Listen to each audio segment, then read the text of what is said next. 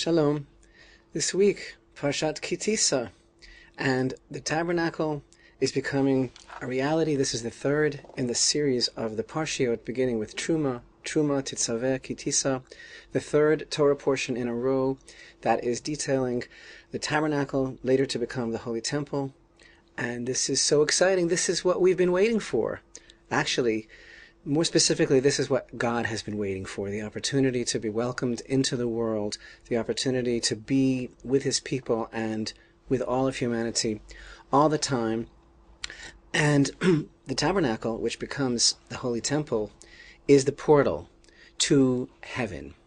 It is the instrument that enables the elevation of the whole world, that enables the physical in this world to be imbued with the spiritual, precisely because it essentially connects the physical world with its spiritual root. And there's this incredible cosmic paradigm shift that's going on through the establishment of the tabernacle. And I think that we feel that building the momentum through these three Torah portions, the details that are being given to us, the instructions. It's like the instructions of someone that's designing a dream house to live in with his spouse, with his childhood love forever. Everything that we're reading here is Hashem's incredible excitement about being welcomed into the world and having a place on this earth.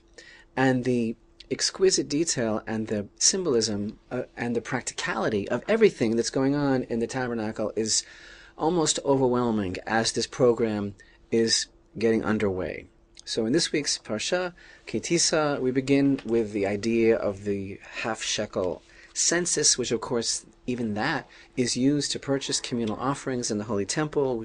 We talk about the laver, which is the first vessel that's used every day for the Kohanim to totally remove themselves and cleanse themselves of every preconceived notion and idea of yesterday, and to sanctify themselves to begin a new day of serving Hashem.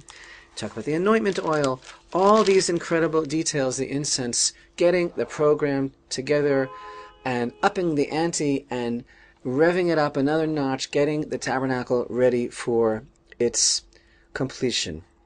And then in the beginning of chapter 31 in Parshat Tisa, we meet Betzalel and Oliav. And who are these men? How do we understand these men? Because they're just men. And they're human beings. Hashem spoke to Moshe saying, "See, I have called by the name Betzalel, son of Uri, son of Hur, of the tribe of Judah. I have filled him with a godly spirit, with wisdom, insight, and knowledge, and with every craft, to weave designs, to work with gold, silver, and copper, stone cutting for setting and wood carving, to perform every craft." So where did Betzalel get this incredible variety of work skills? He was a jack of all trades. He knew how to do every sort of fine work. And this is being filled with a godly spirit, wisdom, insight, and knowledge, every craft. He has an assistant. "And I," Hashem says, "behold, I have assigned with him Aholiav, the son of Achisamach, of the tribe of Dan, and I have endowed the heart of every wise-hearted person with wisdom, and they shall make all that I have commanded you." So there's something that God is giving out here to Betzalel and to his assistant Oliav, and also to every person who is wise-hearted with wisdom. It's an endowment. Where do you line up to get that endowment? Hashem says, "I have endowed the heart of every wise-hearted person to make all of these things that I've commanded you: the tent of meeting, the ark of the testimonial tablets, and the cover that is upon it, and all the utensils of the tent, the table and its utensils, the pure menorah and all its utensils, and the incense altar, the burnt offering altar, and all its utensils, the laver and its base, the knit vestments, the sacred vestments of Aaron, the Kohen, and the vestments of his sons to minister, the anointment oil, and the incense spices of the sanctuary. Like everything that I have commanded you, shall you make." Now these things, they're very physical. Hashem commanded them. And Hashem endowed this godly spirit and this wisdom, not only in the two main architects, but also in every wise-hearted person to somehow encapsulate the vast, unknowable, incontainable cosmos into this very specific sacred space, so that there's some sort of alignment now. And this must be the meaning, one level, of what our sages tell us when they say that Bezalel knew how to arrange the letters by which were created heaven and earth, because the Mishkan is a parallel to heaven and earth. And it's all very physical, and yet it's what Hashem is commanding. Always struck me as being so stark, the contrast, how in this very same Parsha, where we are introduced, as it were, here with these verses to Bezalel, knowing that these are people that are being endowed with this spirit that Hashem is commanding, and Hashem is directing this entire massive project with plans from Sinai, as we read several times in Parshat Truma, regarding the menorah, regarding the tabernacle, like everything that I show you in the mountain. Okay, these are Hashem's own plans that are being executed by these master craftsmen that are filled with the Spirit of God. Always struck me as very stark that in the same Parsha we have the debacle of the golden calf. Also very physical. Also, I could say, wanting to judge people favorably, that this was some sort of attempt at some sort of portal, some sort of symbology, some sort of representation, some way to connect and to feel the presence of Hashem, albeit, and we have discussed this recently, we have seen so many warnings that Hashem made here in Exodus around the time of the revelation at Mount Sinai, and they're repeated in other places in the Torah. Don't forget that at Mount Sinai you saw no picture, you saw no image whatsoever, you saw nothing. And yet very quickly, after the Sinai revelation and the clear, lucid vision that the entire people had, that there is really no form, and that we can't see anything, but yet they saw the voice of Hashem. And then shortly after that, in the midst, again, there's issues about the chronology of the Torah. When was the commandment of the tabernacle given? Was it given before the sin of the golden calf? Was it given afterwards? But here, at least as we're reading simply in these verses, here in the midst, as it were, of our understanding that Hashem is commanding us to make a very physical place in this world that we can hook up with, and that we can come to a sacred space to identify with and understand that Hashem wants to have a presence in this world, but He's everywhere, but a place where we can focus and realize this intimate relationship that we have with Him. In the same place, in the same Torah portion, we have this incredible, disastrous mistake, this optical illusion, this misguided, contorted desire to make that connection in a totally unacceptable way. And that contrast between Bezalel and these instructions and the excitement of the program of Hashem's honeymoon program getting off into the world, and that contrasted to the horrible, stark reality of the practically irrevocable disaster that had such a devastating effect on the rest of time, the golden calf. How do we align those things in our minds? How do we understand the connection? How do we see the segue here between the greatness of these inspired men and their desire to make a place for Hashem in this world, and the total discombobulated, confused, contorted, horrific waste of life and energy and divine purpose that came out, and I say that came out as the golden calf. Because here again is something I want to understand. I've always wondered about it, in addition to the very contrast itself of this greatness, this beauty, the tabernacle, and then in the same parsha, this horrific mistake. Our sages say something very enigmatic, and we always discuss how we have to look between the lines and understand the hidden message in all of the statements that our sages make, because the beauty and the poetic vehicle and the power of Midrash is that we are dealing here with deep psychological and spiritual insights, and we have to explore and understand what our sages are trying to say. So here's something our sages mention I've always wondered about. They say, and it's based on the verse actually, they say that the golden calf actually just came out on its own, just emerged from the fire. And,